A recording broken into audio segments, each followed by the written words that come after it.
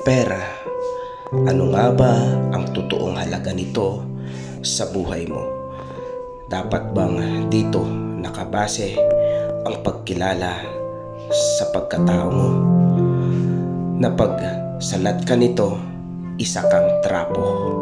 Nag-iiba ang tingin ng tao sa'yo.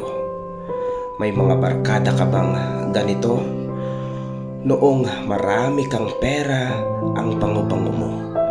Kahit anong sabihin mo, nakikinig sa'yo. Kahit anong request mo, napagbibigyan ka ng mga ito.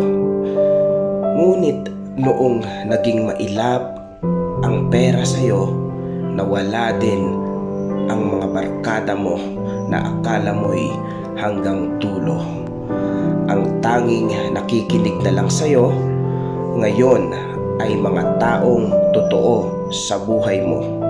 Kaya dapat yung pera mo, ilaan mo lang sa mga dapat makinabang nito.